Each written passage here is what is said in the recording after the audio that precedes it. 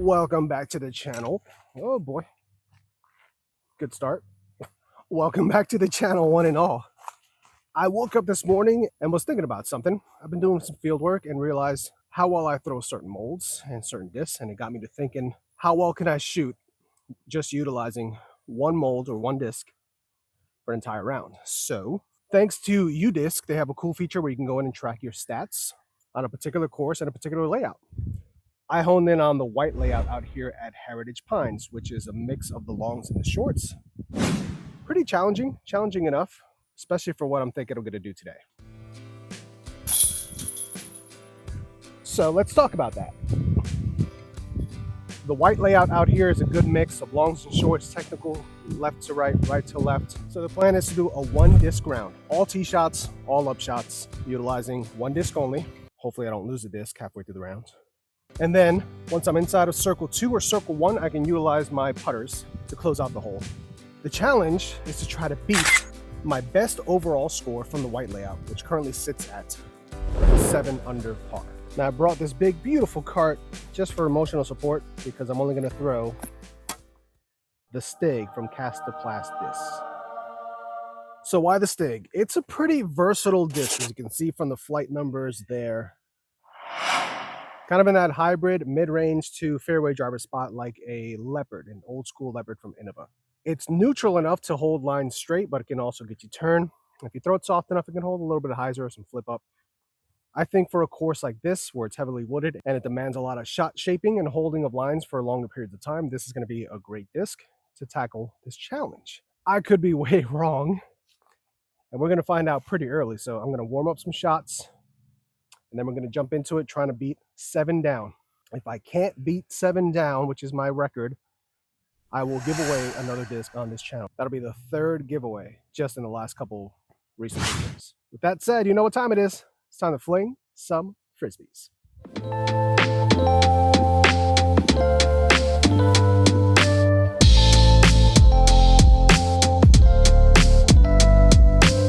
Let's jump into it. I got 18 holes to cover, so I'm going to try not to yap as much. Hole 1, 265 feet.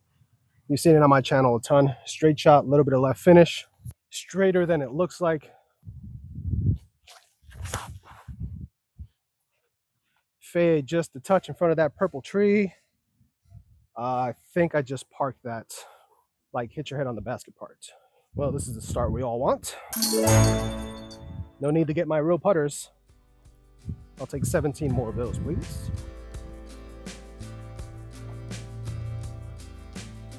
Hole 2 from the white layout, tunnel shot. It is 250 feet. A couple of staggered trees to kind of block the last bit of your flight. That's a really great thing about Heritage Pines. Blue layout, you've got a red layout for shorts. You've also got the white layout, which is a mix, and then you have an off-white, which is a reverse of the white layout.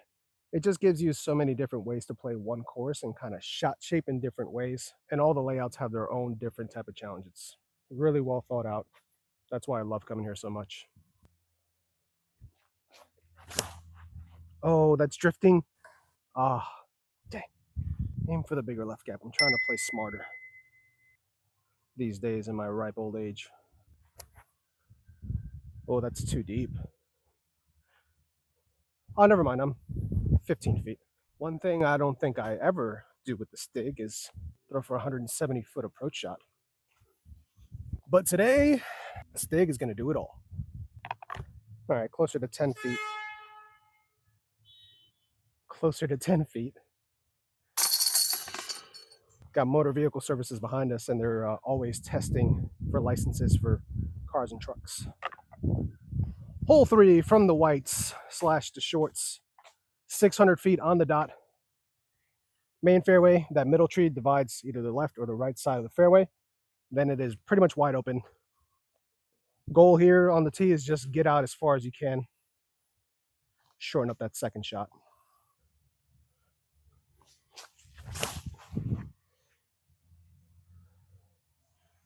Settle. Okay. Okay. Always watch for snakes this time of year, especially near bodies of water like that.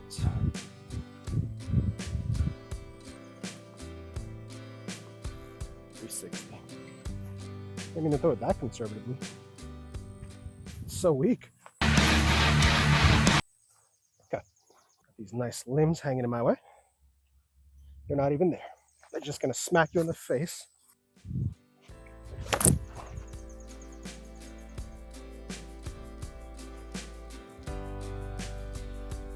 That should be easy par, birdie. Oh, this is outside of C2, so I still have to use a Stig. Add this to the list of shots I've never done with a Stig.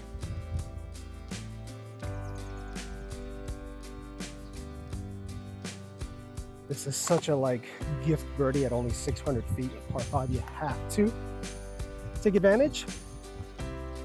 You just have to. You have to. You have to. As long as you don't hit trees coming out of the initial gap, this has to be no worse than a four. Hole 4, if you watch my last EMAC Truth video, you know this one pretty well. 250 feet. It's a flexing backhand turnover with some finish. But with the Stig, I'm going to try to go subtle hyzer flip up the gut towards that purple tree, miss it either left or right, and give myself the look for the birdie. It's a fun one, though.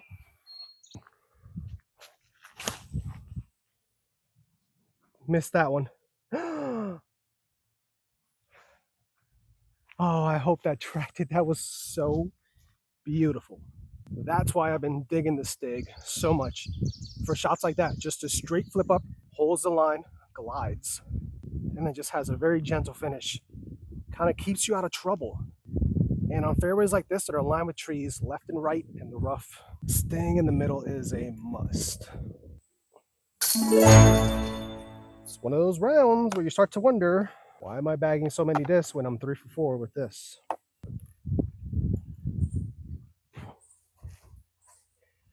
Hole 5, nope. White layout. So used to playing the blues. Hole 5, one of the tightest tee shots on this course. This gap is about that wide. 255 feet in the long. Straight shot with a right-hand finish. Forehand on a Stig, I would not trust myself doing that, so I'm going to try to throw this flat and let it drift over to the right. If it finishes a little bit at the end, that's fine. It should hopefully still give me a look. And that's all we want in a challenge like this, to give yourself opportunities to score. Oh my gosh, that's great. Oh my God, I think I'm like 25 past it, but the line was so good. Guys, get a Stig. I'm about 25, 27 past, so I accidentally threw a 280, but I'm barely throwing it. I'm just smoothing it out of the hand, and this disc glides. 5 down through 6. I promise you guys, these are all first takes. All first takes. I can't believe it. Hole 7 and par 3, 270 up the gut. Very slight right-hand turn. Pretty self-explanatory. Hit that gap. Give yourself a look. Ooh, that's too much hyzer. Hit a tree and be friendly. It hit a tree and was friendly. Oh, I just realized I got ahead of myself. This is hole 6, not hole 7, which means I'm 4 down through 5. I thought I was 5 down. Still.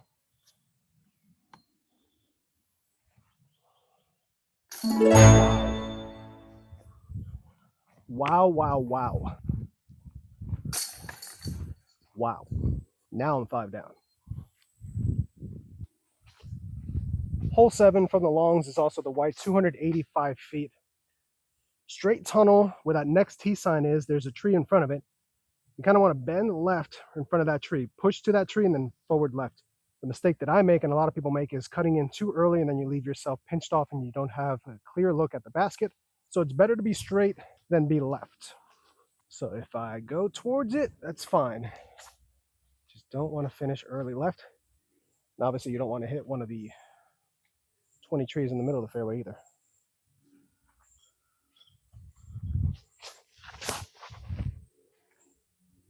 Be long enough. Oh, ghost tree. One of the 20. Basket is pretty much there. So just give yourself a look. Less than 100 feet. That's god awful. Serious contender for the first bogey of the round. Just getting to the disc is, you can see how thick it is in here. Tiny little branches that are going to want to knock down the disc. What I don't want to do is turn this into a double.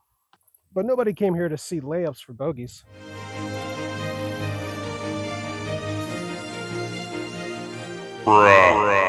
Nobody came here for that either. I mean, 3 bad shots on a par 3 are always going to result in a bogey. Hole 8 from the whites is a tough ask. It's 495 feet. Uphill, turns left to right on your initial shot. Then the fairway snakes back around right to left. And as you approach the green, the tree line and the fairway shrinks and gets tighter and tighter and bottlenecks into a protected green. Kind of do my best to get this one filmed, but it's a tough angle because it's blind going uphill and turning, so you're not going to see much of the flight. But you really just want to get up and moving to the right and just stay on the fairway.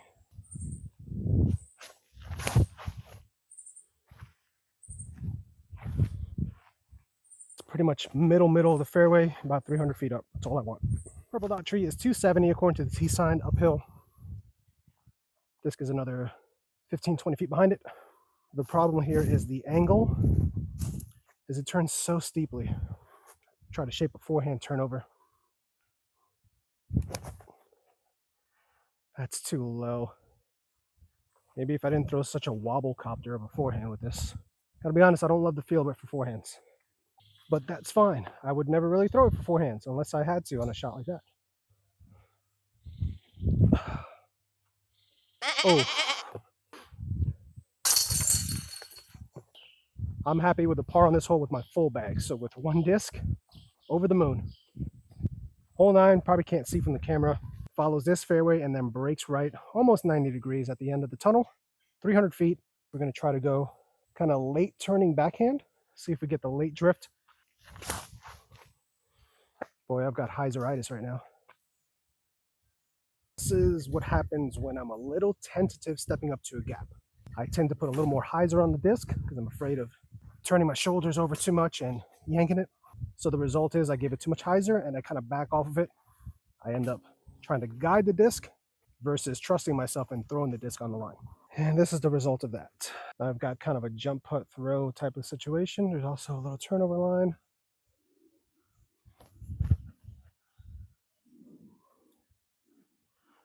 Not great. It looked worse than it is from back there. Par scramble, we're slowing down a bit here.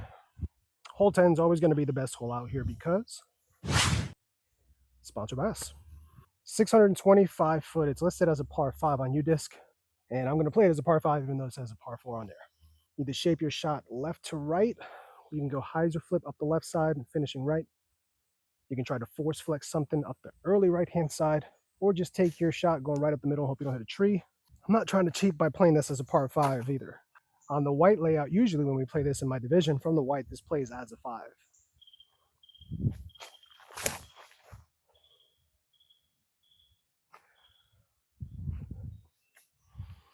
I really don't know how it missed that tree on the right, but I love that drift. Well, this worked out really well. Now I've got the main gap up the right side. I can just flip something up, give myself a chip.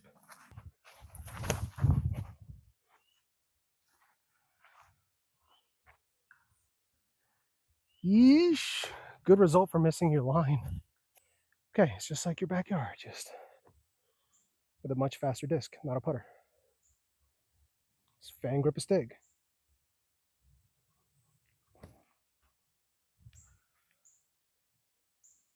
I would have hated to have wasted that drive with a really bad couple of shots. Birdie look. A little bit of a sketchy putt, but it's a 4 either way. Hole 11, par 3, 285 feet. Right gap, left gap. Pin, pretty much straight through these gauntlet of trees. Currently sitting at 5 down through 10. Again, my personal best on this layout is 7 down. So if I can't beat or match or beat that, I really hope past me said that I have to match or beat and not just beat my personal record with 1 disc. Challenge is to try to beat my best overall score from the white layout. Oh well, I'll know now that I'm editing. But Let's try to get a birdie either way. Okay, I think I'm going to go the turnover route. That one tree. Kind of got to go outside of it or inside of it. You can go inside too and get really lucky and get super lucky and get oh my god so lucky and put yourself inside the circle lucky. Well, looking back at it, I see how it got here, but I still don't believe it. Lucky drive, lucky putt, lucky birdie. 6 down. Hole 12, absolutely beautiful tunnel shot. It is tucked off to the left in the long position, 290 feet. If you push towards that purple dot tree and kind of break left, you'll give yourself the look. I don't know if you can see the next T sign down there. Your aiming point is pretty much between the next T sign and the purple dot. Purple dot's 275. There are a lot of these fallen branches from the storm that came through last night.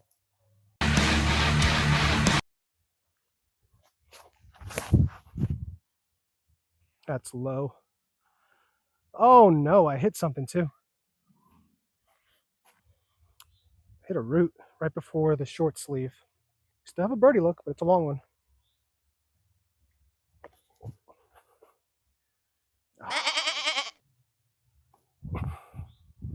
There be, not quite.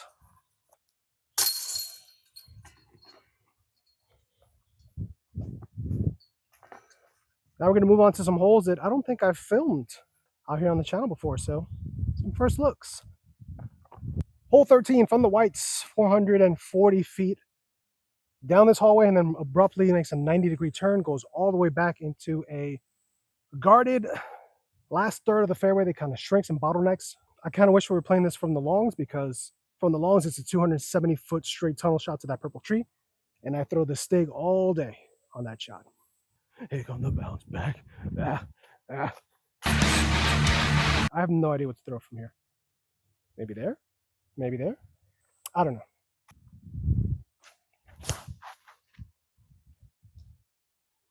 Stop flying.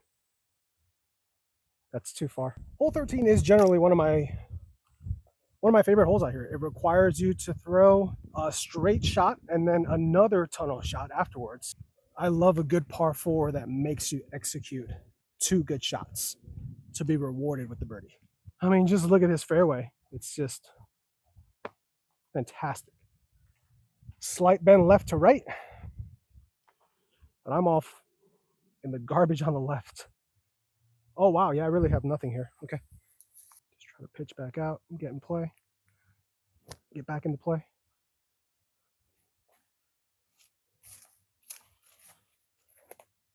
Should be okay over there.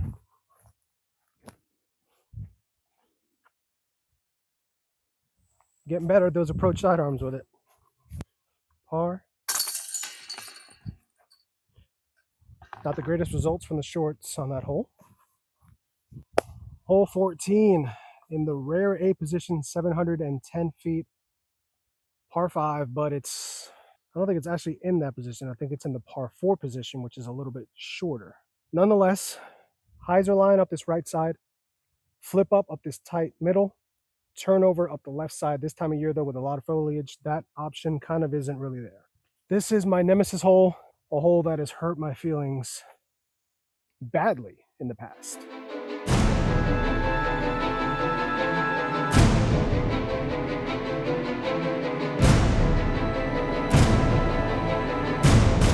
That's all in the past. We're here today. I don't love the middle route here, but the hyzer line there, if you're not getting left, kind of takes you out of the hole. So I think I'd rather go inside middle and hope that I miss those trees.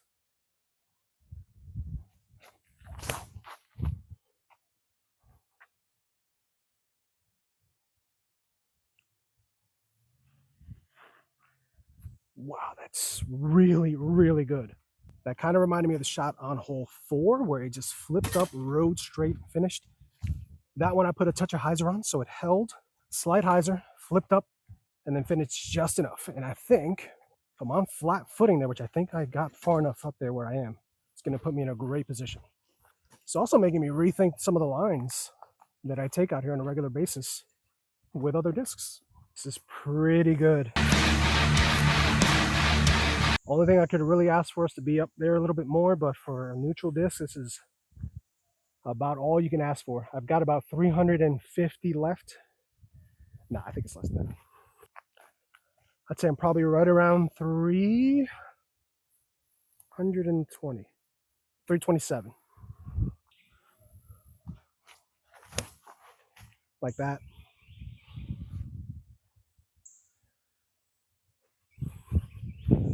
I think we have a putt. We'll see when we get up there. Like I said in the beginning, if you're giving yourself opportunities out here, that's all you can really ask for. Let me know what you guys are thinking of this type of content. The channel's still growing. I'd love some feedback on what you guys are thinking, what you'd like to see more of or less of. But let me know in the comments. What do you guys want to see? What do you not want to see? Didn't quite get all the skip I was hoping to get. Got caught up in the wood chips. So we're left with about 40 feet for the birdie. I'll take this look, considering what happened here that one time.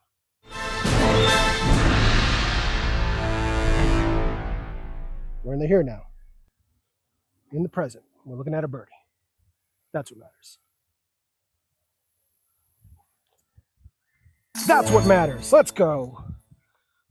Come on, baby. Yeah. I don't get that hype often for a casual round, but that was a big one.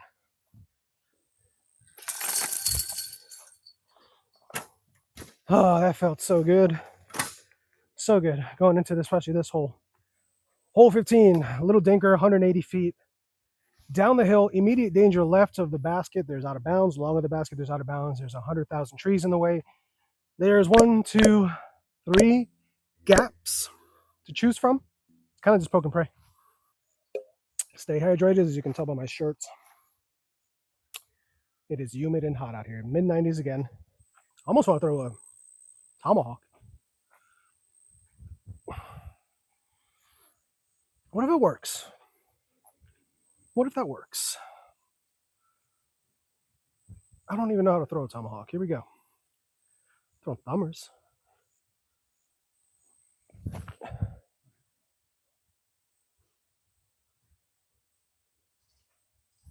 If that stayed up top, that works. We're going to see. Oh my gosh, it stayed up top, and I think I've got to look right to it. If I'm doing my math right, I think I'm at 7 down right now. Okay. Hole 1, hole 3, hole 4, hole 5, hole 6. That took a bogey. Hole 10, 11, and 14. 7 down. This will be for 8. Am I doing this play every time now?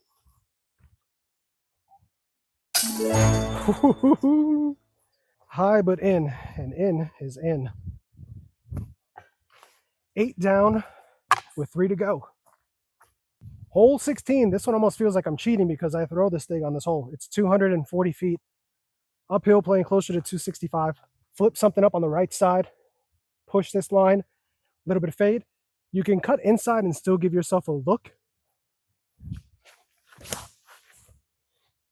Push that tree. No! This is my look for 9 down. Again, I'm really hoping I said that I have to match or beat, and not just beat my personal best out here, which is the 7 down. Challenge is to try to beat my best overall score from the white layout. Okay. I got you.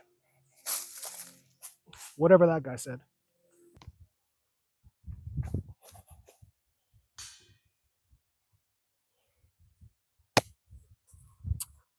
Not quite. Well,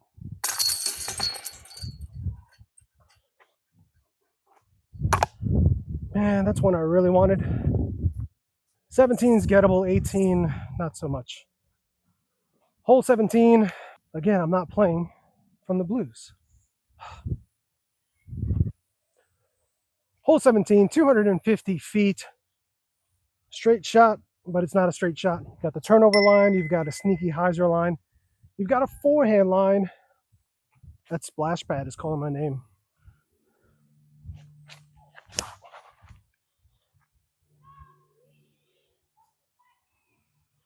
Yep. 9 down. Coming up, I'll make this for 9 down. That's 2 clear my personal best with 1 hole to go. That means you got to like and subscribe. That's only fair, right?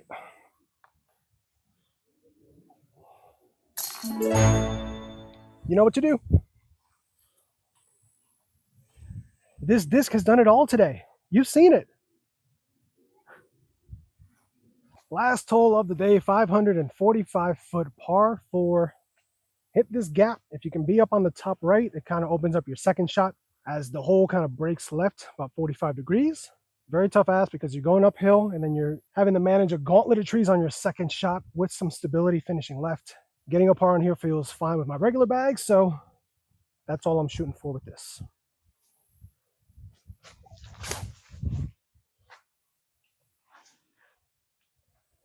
That's bad. One thing I can't do is play stupid and get a double bogey or worse.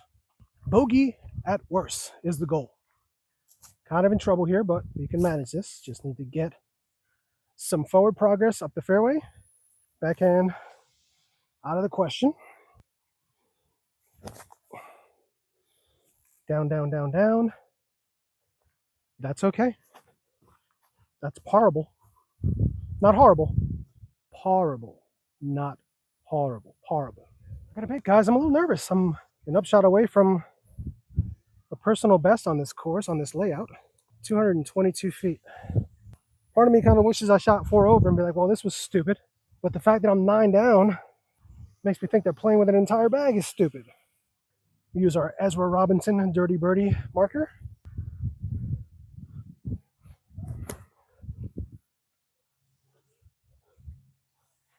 Oh, if that didn't skip too much, we've got the par putt. Well, we did get some skip, but still well within our range. For the par, and the 9 down personal best from the whites with the Stig. I am flabbergasted. It's a real word, look it up. Incredibly surprised, genuinely shocked. Personal best, 1 disc only, the Stig from the white layout out here at Heritage Pines. You saw what this disc can do. Very versatile in a woods course like this. If you have any kind of wooded course near you, I would highly suggest checking out the Stig. Give yourself a chance to score. Stay out of trouble. Throw something neutral. If you haven't thought about going out there with just 1 disc and seeing what you can do, I would try it. Never know.